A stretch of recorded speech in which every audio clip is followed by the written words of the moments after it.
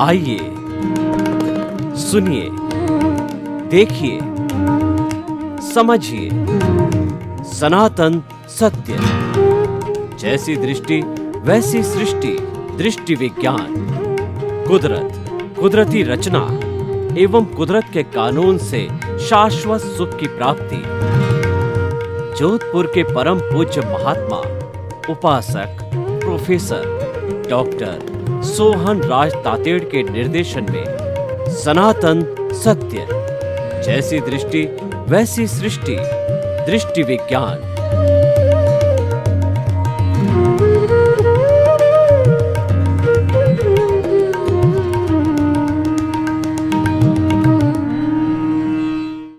मातृशक्ति को नमन। आज का हमारा बहुत सुंदर विषय है कि कष्ट सहिष्णुता से कर्म विलय। कष्ट सहिष्णुता का अर्थ क्या है कि सहनशीलता। कोई भी कष्ट आवे, कोई भी तकलीफ आवे, उसको सहन करना। तकलीफें दोनों तरह की हो सकती है, सुख की भी तकलीफ होती है, दुख की भी तकलीफ होती है। आपने कभी देखा होगा कि जब ज़्यादा सुख आता है तो आँखों में से आंसू छलकते हैं और दुख में से भी आँखों में से आंसू छलकते हैं। तो जब कभी भी जीवन में कष्ट आवे, शरीर के अंदर कोई भी पीड़ा हो जावे और अपना कोई प्रिय व्यक्ति चला जावे, कोई नुकसान हो जावे, तिरस्कार हो जावे, या कोई ऐसी स्थिति बन जावे, घर में चोरी का होना या जो है कोई भी बड़ी कार्रवाई का होना, यानी जितने भी तरह के कष्ट हमारे जीवन में आते हैं, उन कष्टों को अगर हम सहन करते हैं तो हमारे कर्मों का विलय होता है। और जो 5 महाव्रतधारी साधु है, उनके लिए 22 परिचय बताए गए हैं।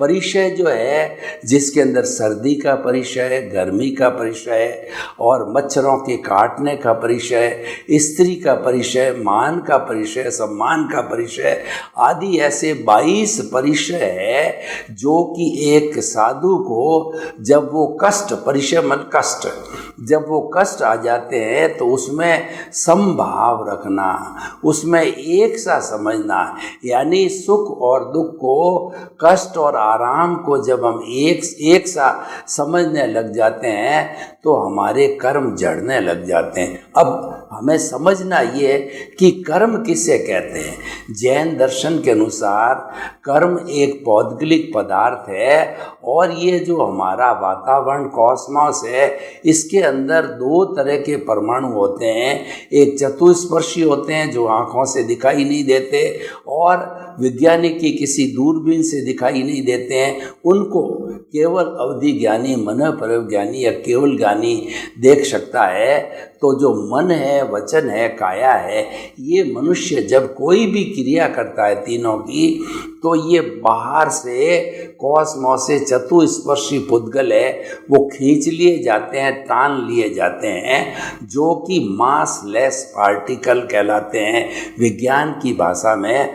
और ये जो है चतुस्पर्शी पुद्गल जो है, वो हमारे भीतर जो राग द्वेष है, वह भी चतुस्पर्शी जो है, वो पुद्गलों का कार्बन शरीर है, लिंग शरीर है, कॉजल बॉडी है, उसके साथ में जाकर के और वो मिश्रित हो जाते हैं। तो जो कॉजल बॉडी के अंदर जो कर्म है, यही वही सेम चतुस्पर्शी कर्म होते हैं। तो ये कर्म का विलय कैसे होता है कि कोई भी समभाव की क्रिया होती है, कोई भी संवर की क्रिया होती है, कोई भी कष्ट सहिष्णुता की क्रिया होती है, तो वो क्रिया होते ही ये हमारे जो कॉजल बॉडी के अंदर कर्म इकट्ठे हुए होते हैं, उसके अंदर टेक्निकल भाषा में कहते हैं टर्बुलेंस स्टार्ट होती है। टर्बुलेंस कैसे होती है? मान लीजिए ठंडा पानी है, उसको हमने अग्नि के ऊपर रख करके और इसको गर्म किया, तो उसमें ठंडे पानी के परमाणुओं के बीच के अंदर कुछ हवा का स्पेस होता है। तो गर्मी पा करके वो स्पेस का परमाणु है ऊपर आकर के बुलबुले के रूप के अंदर सरफेस के ऊपर आ जाता है और वह जगह जो है वो भर जाती है। तो उसी तरीके से जो है वह हमारा कार्बन शरीर है वह शिथिल होने लगता है, यानी ढीला पड़ता है, और वो कर्म है वो झड़ने लगता है। कैसे झड़ने लगता मैं आपको बताऊं कि आपने कभी मधुमक्खी का छत्ता देखा होगा, तो मधुमक्खी परागकण ला ला करके उस छत्ते के को जो है वो बुन करके और फिर उसके ऊपर परागण रखती है और वो शहद बनाती है। जब शहद पक जाती है वो टपकने लगती है, या कोई भी शिकारी है वो शहद के छत्ते को जब जो है वो निचोड़ देता है तो शहद निकल जाती है। तो अब शहद सारी जड़ने के बाद में उसने जो स्केलेटन बनाया था, उसने जो छत्ता बनाया था, उस पर परागण नहीं रखे गए थे, शहद नहीं रखी गई, तो ठीक इसी तरह से क्योंकि शहद के पार्टिकल सब निकल गए और पीछे जो ओरिजिनल छत्ता बनाया था वैसा जो है हमारी आत्मा का शुद्ध जो है असंख्य चेतनामय परमाणुओं का जो पिंड है वो रह जाता है और ये कर्म जड़ते रहते हैं।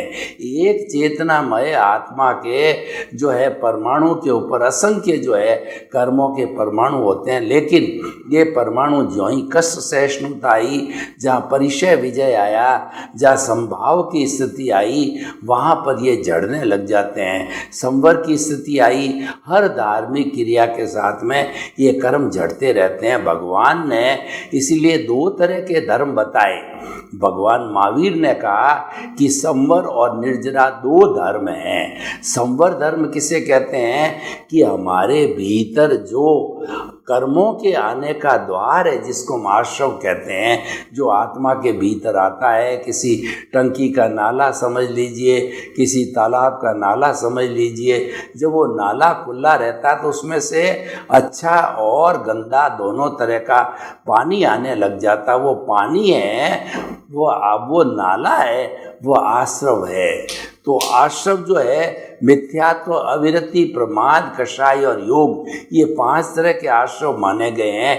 इनके माध्यम से ये कर्म जो है इस नाले से भीतर आते हैं और कॉजल बॉडी के अंदर जुड़ जाते हैं। तो हम जब इस नाले को बंद कर देते हैं, सीमेंटेड कर देते हैं, तो बाहर से पानी आना बंद हो जाता है। यानी बाहर से जो आश्रव या पापकारी वृत्तियाँ जो कि हमारा जो है कॉजल बॉडी बनाने वाली थी वह रुक जाती है, तो ये संवर की स्थिति आती है। इसलिए संवर की स्थिति जो है एक सर्वोत्तम स्थिति है। संवर को जो है वो पचकान कहा जाता है, त्याग कहा जाता है, और किसी भी जीवित प्राणी को मन से, वचन से, काया से, करने से, करवाने से, अनुमोदने से किसी को किंचित मात्र भी कष्ट न देना, ये संवर है। ये जो है बहुत डीप जो है इसकी डेफिनेशन है, उसको भी संवर कहा जाता है। जब संवर को धर्म माना गया है और निर्जरा उसकी परिणति है, यानी संवर जो है वह साधना है और निर्जरा है उसकी परिणति, रिजल्ट है। तो दोनों एक दूसरे से जुड़े हुए होते हैं और रिजल्ट जब मिलता है तो ये कर्म शरीर जड़ने लगता है। और यही हमारे मानव जीवन का सर्वोत्कृष्ट उदय है, हमारा जो है वो उद्देश्य है।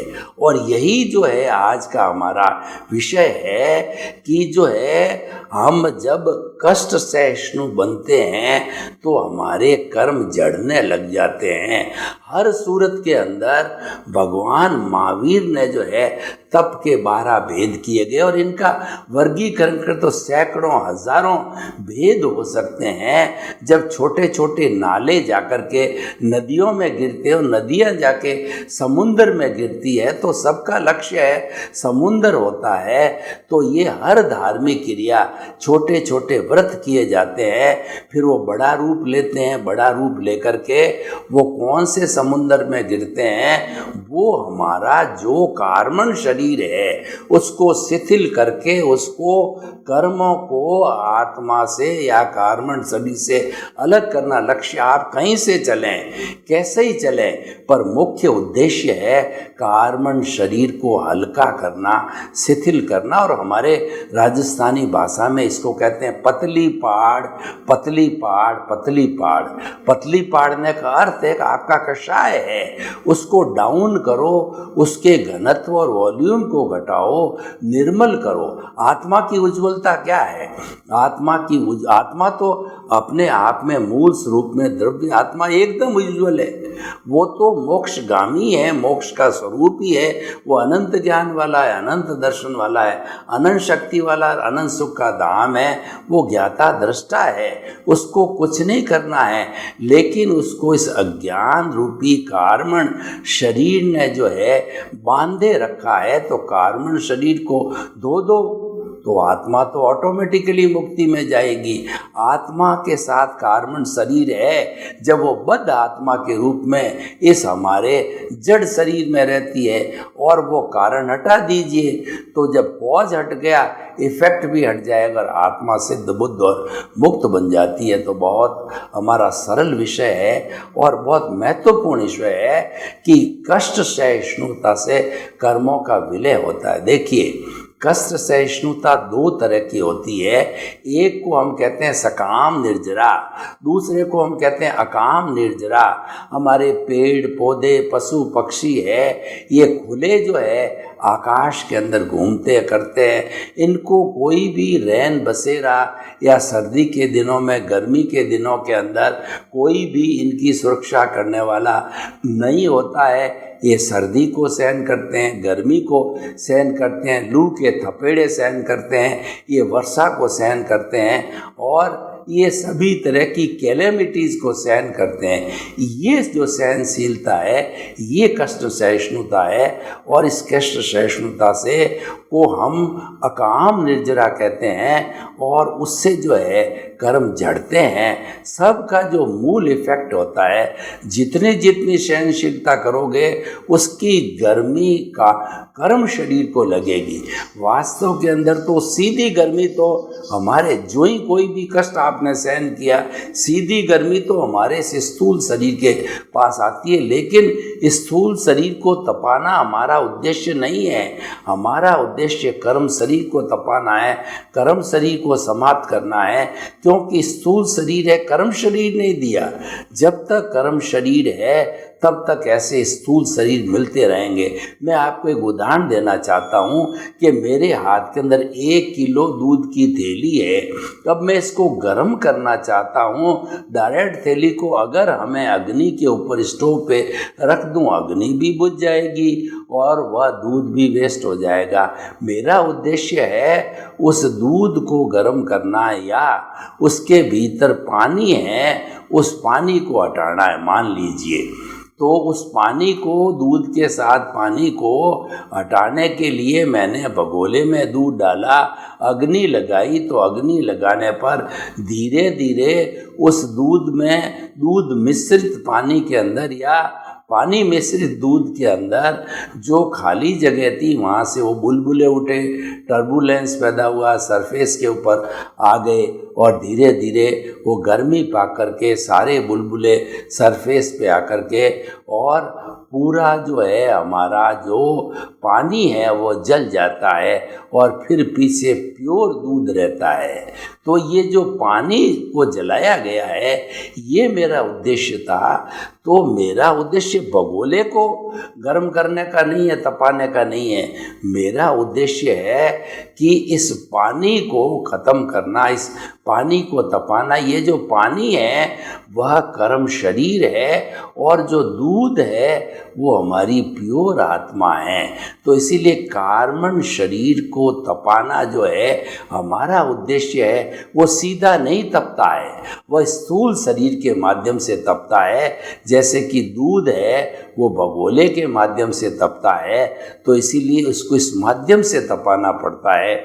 इसीलिए हमारे शरीर के लिए कहा गया है कि शरीर माध्यम खलु धर्म साधनम। शरीर है धर्म की साधना करने का माध्यम है। और शरीर के लिए यह भी कहा गया है कि शरीर व्याधि मंदिरम। ये शरीर है, बीमारियों का घर है, बीमारियों का मंदिर है। तो भाई और बहनों, ये जो शरीर है हमारा, ये एक मंदिर का रूप है और इसके भीतर जो विराजमान प्रभु है वह जो है हमारा जो है वंदनीय स्तुत्य है। लेकिन बिना जो है वह मंदिर के भगवान की मूर्ति कहाँ स्थापित करोगे? भगवान की मूर्ति सड़क पे स्थापित नहीं करनी पड़ती है, पहले मंदिर बनाना पड़ता है और फिर वह मूर्ति की प्राण प्रतिष्ठा होकर के और मूर्ति स्थापित की जाती है। तो उसी तरह से हमारे शरीर के अंदर प्रभु आता है और वो निवास करता है। लेकिन वो निवास क्यों करता है? उसके साथ में अज्ञान है और इसी अज्ञान के कारण ही सारे कर्मों का बंधन, कॉजल बॉडी बढ़ती है। जन्म जन्मांतर से हम अपने आप को कर्ता मानते आए हैं और ये कॉजल बॉडी प्लस होती गई और हम जो है निर्जरा को प्राप्त नहीं हुए, मुक्ति को प्राप्त नहीं हुए।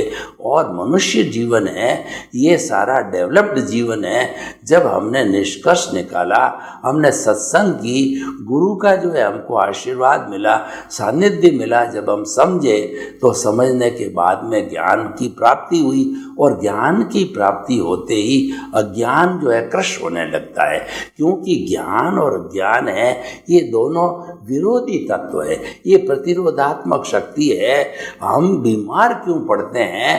कि हमारे भीतर प्रतिरोधात्मक शक्ति, इम्यून सिस्टम कमजोर पड़ जाता है। हमको प्रकृति ने यह कह के भेजा है कि तेरी उम्र मैं 100 साल करके दे रही हूँ, तेरे अंदर एक यूनिबिल्ट सिस्टम बना के भेज रही हूँ। यूनिबिल्ट सिस्टम कैसा? आजकल जितनी भी इलेक्ट्रॉनिक कंपनी है, फ्रिज है और जो है हमारी जो वो मशीन, हमारी फ्रीज है, टीवी है और कंप्यूटर है, जितनी भी इलेक्ट्रॉनिक चीज़ें हैं, ओवन है वगैरह, उन सब में यूनिबिल्ट वोल्टेज स्टेबलाइज़र लगा के भेजते हैं। वो वोल्टेज के फ्लक्चुएशन को जो है वो शॉक एब्जॉर्बर की तरह काम करते हैं और हमारा जो कोई भी सिस्टम है वो जलता नहीं है, सुविधा वो समाप्त हो, जलता नहीं है, डिफेक्टिव नहीं होता है। तो ऐसी प्रतिरोधात्मक शक्ति जो कुदरत ने हमको दे करके भेजी है वो है हमारी WBC, white blood cell, RBC। WBC soldiers है, लड़ाकू सोल्जर है और वो लड़ाकू सोल्जर, उनकी उम्र है 80-90 साल ही होती है। 80-90 जो है वो 80-90 दिन ही होती है और उसके बाद में फिर वो नए सेल बनते हैं। और लेकिन ये प्रक्रिया चलती रहती। वो क्या करती है कि हमारा बाहर से कहीं भी श्वास के साथ, भोजन के साथ, पानी के साथ में कोई ऐसा बैक्टीरिया आ गया, कोई ऐसा वायरस कोरोना टाइप आ गया, भीतर चला गया, तो वो तुरंत जो है वो एक सोल्जर के रूप में, जैसे कि बॉर्डर पे सोल्जर और सेना झपटती है, वो उस जो है वायरस के ऊपर झपट करके उसको समाप्त कर देते हैं और हम बीमार नहीं पड़ते हैं। और जब ये इम्यूनिटी कमज़ोर हो जाती है, डाउन हो जाती है, तब वो WBC की संख्या गिरने से लड़ने वाला कोई नहीं रहता है, यानी प्रतिरोधात्मक शक्ति कमज़ोर हो जाती है। तो हमारे जो है ये जो प्रतिरोधात्मक शक्ति हमारे कर्म विलय की, वो है कष्ट सहिष्णुता, वो है संभाव की साधना, वो है सहनशीलता की साधना।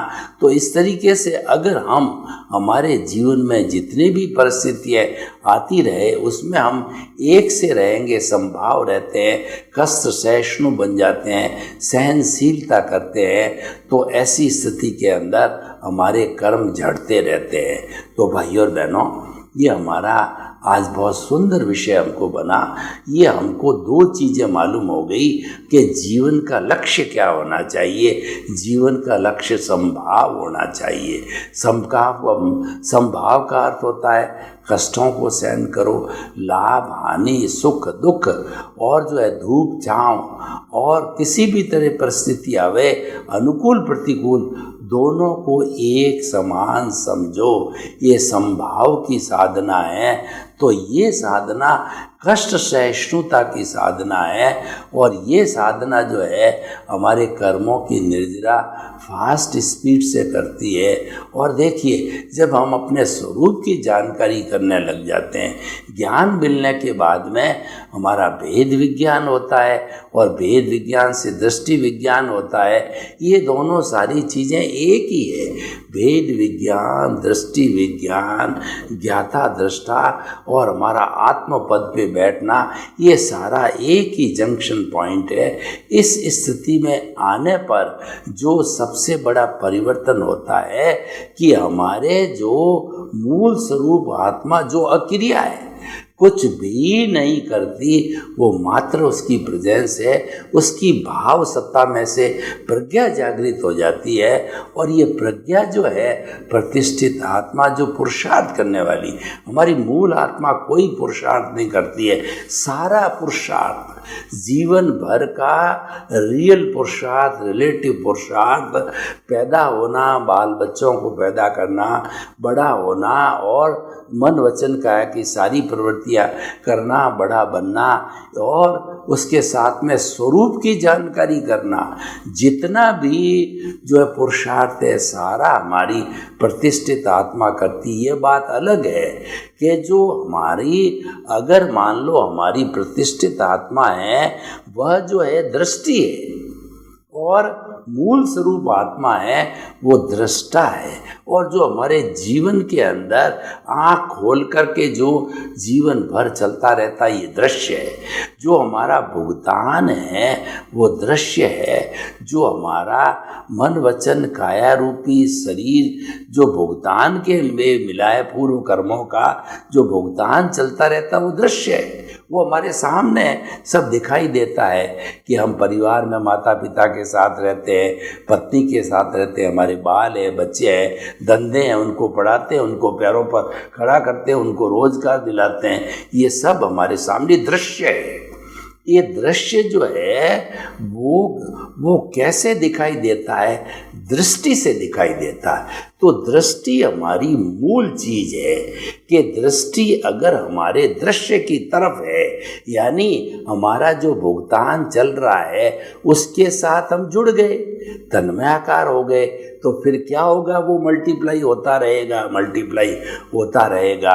तो मल्टीप्लाई होने से हमारा कर्म शरीर और भारी पड़ेगा और हम इस संसार के अंदर भटकते रहेंगे।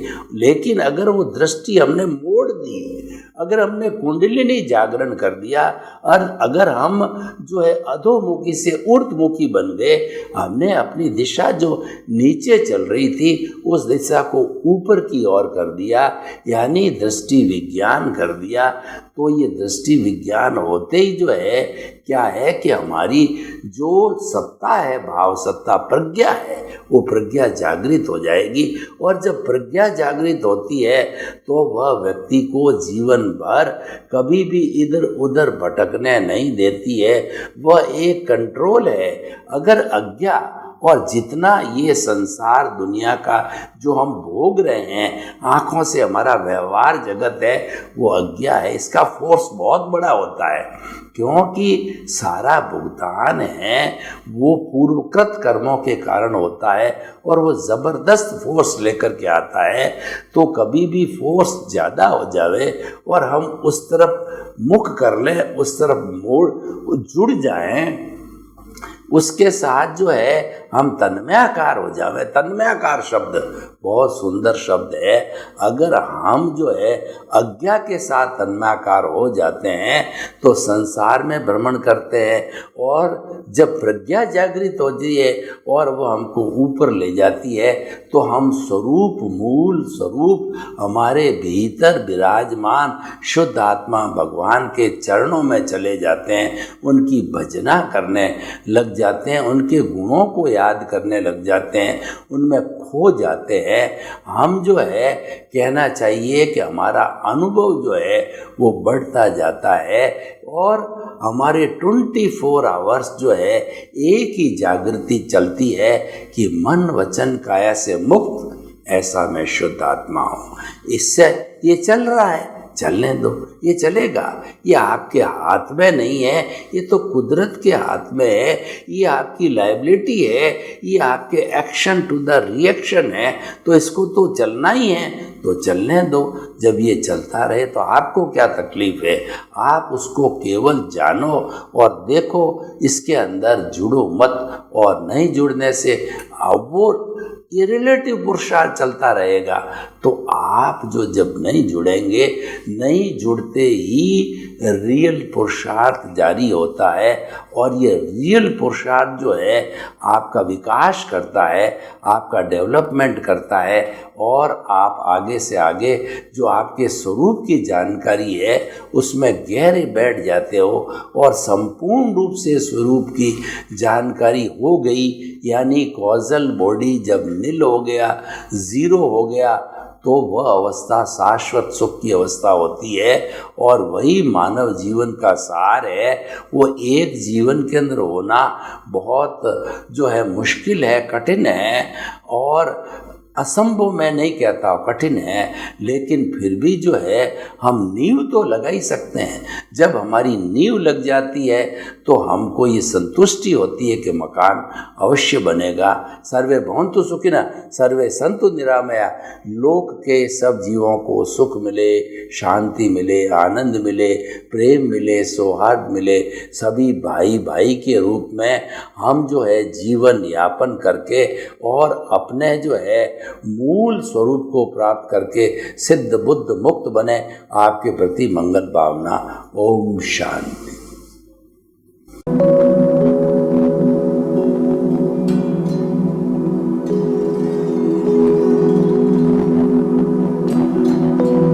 एक ऐसा अंतर्राष्ट्रीय ख्याति प्राप्त मानव जो गुरु प्रेरणा से पिछले 20 वर्षों से वानप्रस्थ जीवन जीते हुए 24 घंटे मानवता की सेवा में संलग्न है। एक ऐसा मानव जो अभी राष्ट्रीय, अंतर्राष्ट्रीय टीवी चैनलों पर 7,500 एपिसोड के माध्यम से सनातन सत्य, आत्मविज्ञान एवं पुनरुत्थान, व्यवहार एवं निश्चय जगत के जीवनोपयोगी विषयों पर हृदय स्पर्शी प्रवचन कर चुका है। उस मानव का नाम है महात्मा उपासक प्रोफेसर डॉक्टर सोहन राज तातेड़। प्रोफेसर तातेड़ द्वारा योग, दर्शन, शिक्षा विषयों पर रचित पीएचडी स्तर के 250 शोध ग्रंथ भारत के 100 प्रतिष्ठित विश्वविद्यालयों में शोधार्थी पढ़ रहे हैं, तथा वे सभी शोध ग्रंथ वहां की सेंट्रल लाइब्रेरियों में उपलब्ध हैं। महात्मा सोहन राज ने अभी तक हजारों स्कूलों, कॉलेजों, विश्वविद्यालयों एवं संस्थाओं में सेमिनार, वर्कशॉप, कैंप लगाकर लाखों विद्यार्थियों को योग, दर्शन, शिक्षा का प्रशिक्षण देकर उन्हें सुसंस्कारित किया। डॉक्टर तातेड़ ने भारतीय संस्कृति उत्थान के 4000 से अधिक समसामयिक विषयों पर आर्टिकल लिखकर ऑनलाइन जर्नल, पत्रिकाओं, वेबसाइट्स पर प्रकाशित किया, जिसका उपयोग लाखों पाठक कर रहे हैं। उपासक तातेड़ के 5000 से अधिक आज का सुविचार, आज का शुभ संदेश, आज का मंगल भावना योग आदि चिंतन websites, Twitter, blogger, Facebook, YouTube माध्यमों से लाखों लोग अपना जीवन निर्माण कर रहे हैं। मानवता के मसीहा ऐसे महामानव महात्मा सोहन राज तातेड़ के प्रोफाइल को अभी तक विश्व के 20 लाख दर्शक यूट्यूब पर, 12 लाख गूगल पर एवं लाखों दर्शक फेसबुक, ब्लॉगर, ट्विटर और इंस्टाग्राम पर देख चुके हैं।